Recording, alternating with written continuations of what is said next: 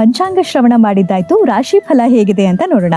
12 ರಾಶಿಗಳಿಗೆ ಈ ದಿನದ ಫಲಗಳೇನು, ಅದೃಷ್ಟದ ಸಂಖ್ಯೆ, ದಿಕ್ಕು, ಬಣ್ಣ ಯಾವುದು ಹಾಗೂ ಯಾವ ಸ್ತೋತ್ರದ ಪಠಣೆ ಮಾಡೋದ್ರಿಂದ ದಿನ ಶುಭವಾಗುತ್ತೆ ಅಂತ ತಿಳ್ಕೊಳ್ಳೋಣ.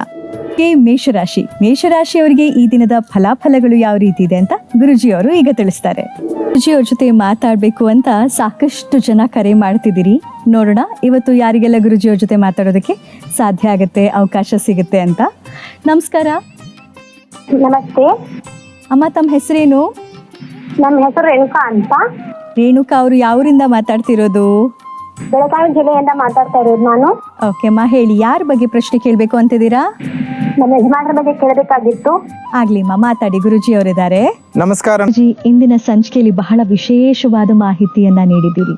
ಹಾಗಲಕಾಯಿ ದೀಪ ಹಚ್ಚೋದ್ರಿಂದ ಯಾವ ರೀತಿಯ ಫಲಗಳು ಸಿಗುತ್ತೆ ಅಂತ ತಿಳಿಸೋದಷ್ಟೇ ಅಲ್ಲ, ಆ ದೀಪವನ್ನ ಹೇಗೆ ಬೆಳಗಿಸುವಂಥದ್ದು, ಹೇಗೆ ಹಚ್ಚುವಂಥದ್ದು, ಯಾವ ರೀತಿ ತಯಾರಿ ಮಾಡ್ಕೋಬೇಕು, ಈ ಎಲ್ಲ ಮಾಹಿತಿಯನ್ನ ನೀಡಿದ್ದಕ್ಕೆ ಧನ್ಯವಾದಗಳು. ಇನ್ನು ನಾಳಿನ ಸಂಚಿಕೆಯಲ್ಲಿ ಯಾವ ವಿಷಯದ ಬಗ್ಗೆ ತಿಳಿಸ್ಕೊಡ್ತಾ ಇದ್ದೀರಾ? ನಿಮ್ಮ ಇದಾಗಿತ್ತು ಶುಭ ಸೋಮವಾರದ ವಿಶೇಷವಾದ ಸಂಚಿಕೆ. ವೀಕ್ಷಕರೇ, ನಿಮ್ಮ ಊರಿನಲ್ಲಿ ಊರ ಹಬ್ಬ, ಜಾತ್ರಾ ಮಹೋತ್ಸವ, ಅದ್ದೂರಿ ಕಾರ್ಯಕ್ರಮಗಳು ನಡೀತಾ ಇದ್ರೆ ನಮ್ಮ ಮಹರ್ಷಿ ದರ್ಶನ ಕಾರ್ಯಕ್ರಮದ ನಂಬರ್ಗೆ ಮಾಹಿತಿಯನ್ನ ಕೊಡಿ. ನಮ್ಮ ತಂಡ ಖಂಡಿತವಾಗ್ಲೂ ನಿಮ್ಮ ಊರನ್ನ ತಲುಪುತ್ತೆ.